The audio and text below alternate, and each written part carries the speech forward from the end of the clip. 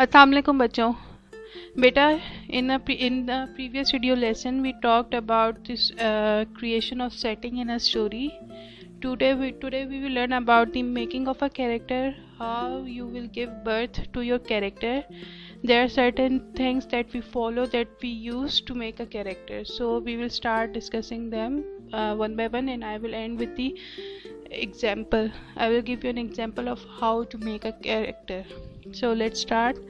In creative writing, a major element in the story is the character. A character is an imaginary person in the story. A character can be completely made up by the writer or inspired by a person from real life. Take a simple childhood story like Little Red Riding Hood as an example. The characters in that story were Little Red Riding Hood, the wolf, grandma, and the woodcutter. Each character in the story plays a specific part that kept the story flowing from beginning to end.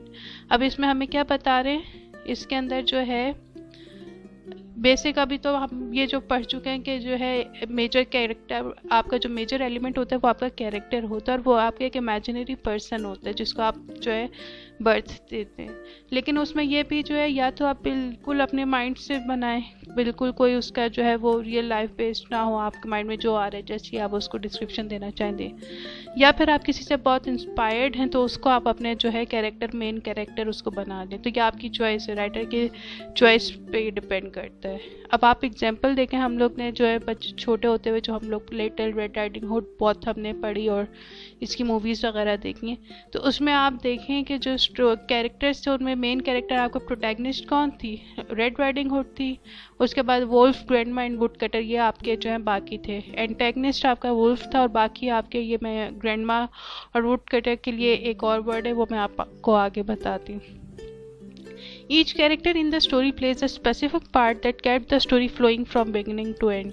इसमें देखें कोई header वे नहीं था, हर character ने अपना इस तरह से अपना जो है वो कैरेक्टर को प्ले किया कि स्टोरी जो है सही तरीके से चलती गई और एक फ्लो में गई, शुरू से हुई, स्टार्ट हुई और एंड तक गई एक फ्लो में। उसमें किसी किस्म का कोई गैप नहीं आया, कोई फ्लॉ नहीं था कि हम रिलेट ना कर पाते। हम रिलेट ना भी कर पाए तो हमें मैसेज जो डिलीवर करना चाह रहे थे वो हमें अप्रोप्रिएट तरीके से मिल गया। Next is let's take a look at the types of characters in a story. There is this protagonist and antagonist, ये आप लोग पढ़ चुके हैं, बस बताने के लिए दोबारा। प्रोटैगनिस्ट आपका मेन कैरेक्टर होता है, फर्स्ट और सेंट्रल फिगर होता है जिसके इर्द गिर्द आपकी जो है स्टोरी रिवॉल्व करती है। प्रोटैगनिस्ट आपका जो है ऑब्वियसली वो होता है जो एंटैगनिस्ट जो है आपका प्रोटैगनिस्ट के जो है वो ऑपोजिट खड़ा होता है, उसके अगेंस्ट होता है। अब हमारी जो हम स्टोरी की बात कर रहे हैं रेड राइडिंग हुड की, उसमें जो आपका प्रोटैगनिस्ट है रेड राइडिंग हुड है, और जो है ये इसने मेन कैरेक्टर जो है प्ले किया है, ठीक है। और दूसरा एंटेगनिस्ट जो है वो आपको पता है कि वो प्रोटैगनिस्ट के अगेंस्ट होता है, और इसमें वो है आपका वुल्फ है। There can be more than one antagonist in a story. In other words, the antagonist is the enemy and opposes the main character in the story, who is the bad guy or enemy that was trying to harm Little Red Riding Hood. अब ये वही बात है, इसमें एक से ज़्यादा भी हो सकते हैं, ज़रूरी नहीं कि आपके जो है आप एक ही एनिमी हो, एक ही एंटेगनिस्ट दिखाया गया, आपके पास बहुत सारे रीजंस की वजह से आपके डिफरेंट एनिमीज हो सकते हैं। तो यहाँ पे मेन कैरेक्टर जो है रेड राइडिंग हुड के पीछे कौन है? तो वो आपका जो है वुल्फ है। The wolf's plan was to dress up as the grandmother so that he could eat the little girl. अब वो उसने प्लानिंग क्या की हुई थी कि वो जो है वो ग्रैंड माँ के ड्रेस में जो है आएगा ताकि वो उसको रिसीव करे जब उसके घर आए, और फिर उसको वो खा जाए।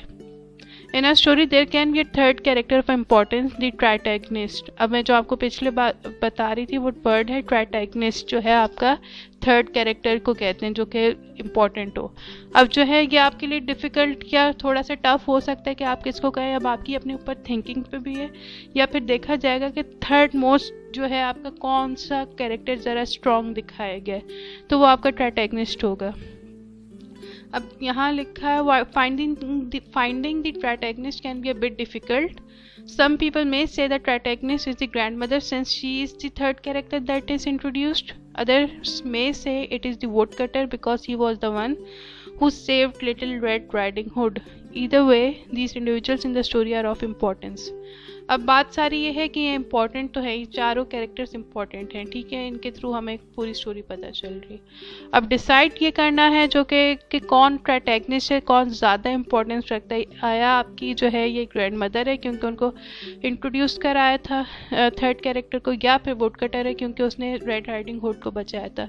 तो ये आप लोग देखेंगे कि किसको रखना है, कौन हो सकता है। मेरा ख्याल है, मतलब my personal opinion is that the woodcutter should be the protagonist क्योंकि उसने सेव किया था तो उसका रोल इम्पॉर्टेंट है ज़्यादा ग्रैंड मास्टर। बट लेकिन ये हर एक की अपनी चॉइस है, आप भी अपना कोई जो है सपोर्ट करके लॉजिक के साथ अपना आंसर आप लोग डिफर कर सकते हैं।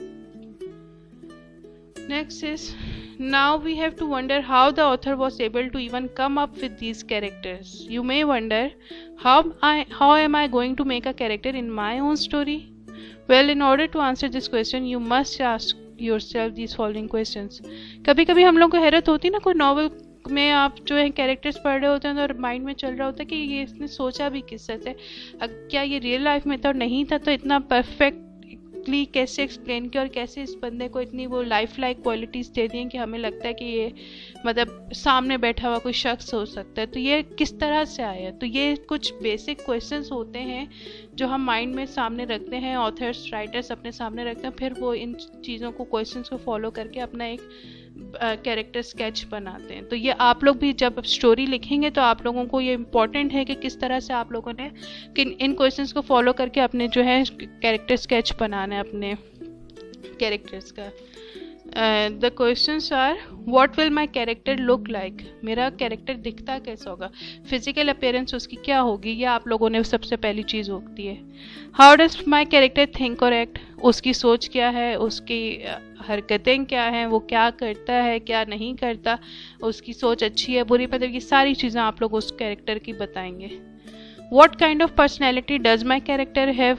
मेरे जो है कैरेक्टर की पर्सनैलिटी कैसी है, अच्छी है बुरी है इंडिफरेंट है, मतलब कोई सामने नहीं आता, जो भी आपके माइंड में जैसा उसको शेप देना चाहें दें। How do I come up with the characters name? Character का नाम सोचना भी एक बहुत बड़ा है कि आपका मतलब इम्पैक्ट पड़े। ख़ास आप लोग ने देखा होगा अक्सर लोग अपना जो है पेन नेम और इवन फिल्म्स वगैरह के लिए एक्टर्स अगर अपने नाम चेंज कर देते हैं ताकि उनका जो है एक अच्छा इम्पैक्ट पड़े, तो नाम भी बहुत मैटर करता है। This process can be easy for some and difficult for others. One of the best ways to do this is by making a skeleton. Little different bones, organs and muscles make up a person. A character is the same way. अब इसमें वही बात है कि ये जो आपका मरहला होता है कैरेक्टर डेवलप करने का, ये कुछ के लिए आसान होगा, कुछ को इतना सोचना नहीं पड़ेगा, कुछ को काफ़ी डिफ़िकल्टी होगी कि किस तरह से करें, क्या करें कि वो परफेक्ट वे में मैं डिस्क्राइब कर सकूँ जो मैं चाह रही हूँ। तो उसका ये एक स्केलेटन बनाएं जिसमें आप एक एक मतलब हर चीज़, ऑर्गन आपका अलग होता है, मसल अलग होते हैं, बोन्स अलग होती हैं, फिर आपका एक शख्स जाके बनता है। इसी तरह से कैरेक्टर को भी आपने one by one in questions के साथ डील करना है।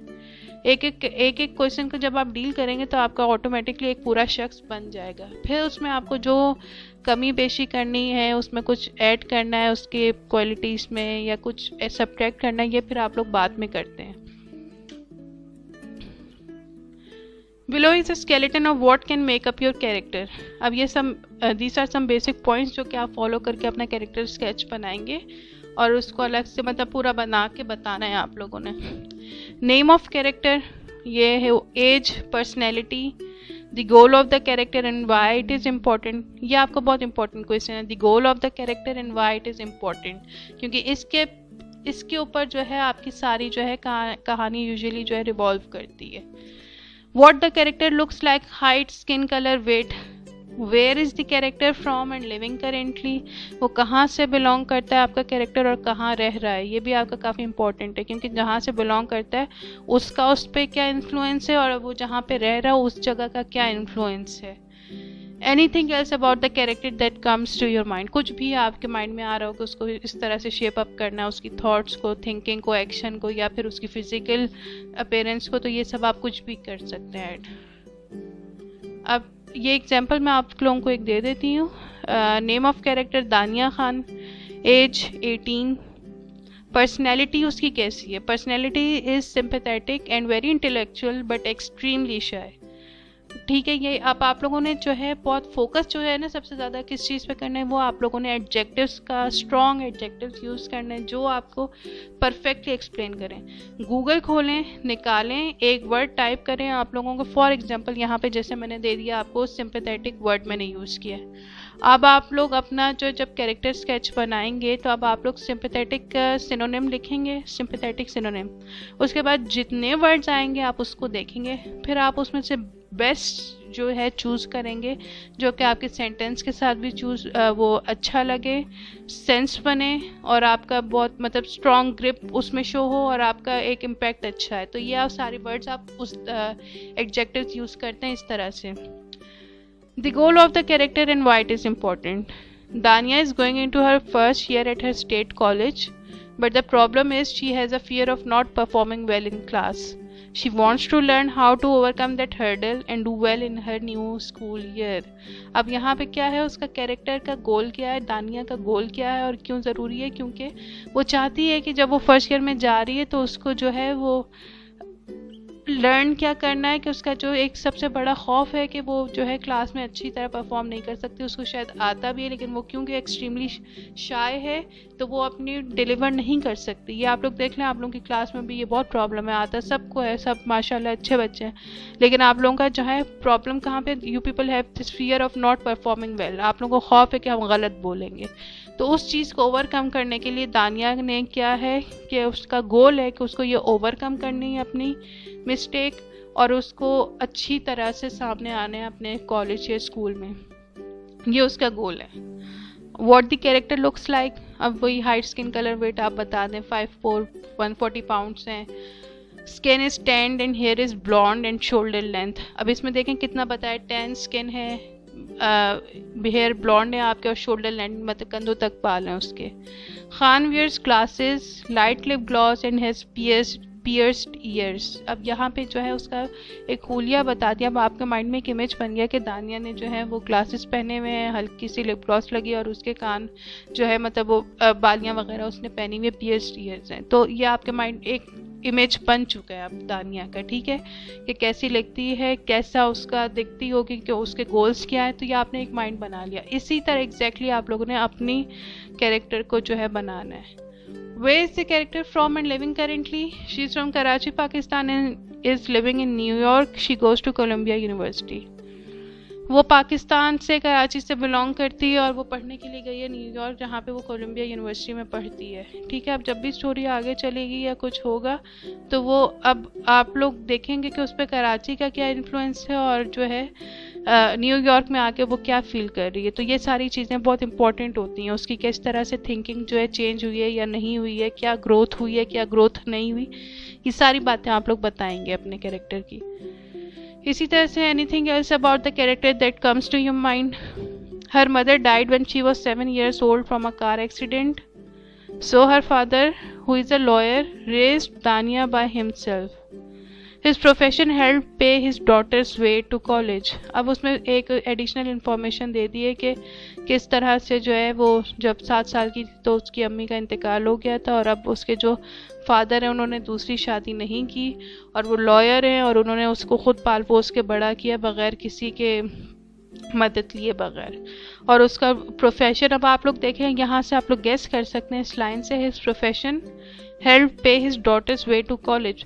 मतलब वो अर्न अच्छा कर रहे हैं, अकलौती बेटी है, अर्न अच्छा कर रहे हैं तभी उसको न्यूयॉर्क भेजा, काफ़ी अच्छी कोलंबिया यूनिवर्सिटी में। तो ये सारी चीज़ें आपको बता रही हैं कि बैकग्राउंड उसका वेल ऑफ उससे ताल्लुक़ रखती फैमिली से, ठीक है। उसके बाद ये सामने चीज़ें, तो अब जब उसका घर और उसकी थिंकिंग वगैरह आप डिस्क्राइब करेंगे ना, अब इसको सामने रखते हुए, तो उसकी थिंकिंग जो है वो नहीं होगी जहाँ पे जो है जो जिन लोगों को बहुत प्रॉब्लम्स वगैरह फेस करनी पड़ती हैं, पॉवर्टी के हिसाब से मैं कह रही हूँ कि जो जिनको करनी पड़ती है उनके जो है प्रॉब्लम्स अलग होते हैं, इसके प्रॉब्लम्स इस किस्म के नहीं होंगे। तो इसके जो प्रॉब्लम्स होंगे वो आप लोग रीड करेंगे कौन कौन से जो हैं जो एफ्लुएंट होते हैं, जो कि अमीर लोग होते हैं, उनके क्या प्रॉब्लम्स हो सकते हैं। तो वो चीज़ें आपने बतानी है अगर जब आप अपने कैरेक्टर्स को डिफरेंट हो देंगे। यहाँ तक है बस, अब आप लोग अपने कैरेक्टर्स बनाएं, बाकी good luck with your story अभी मैं आप लोगों को भेज दूँगी। Okay, thank you.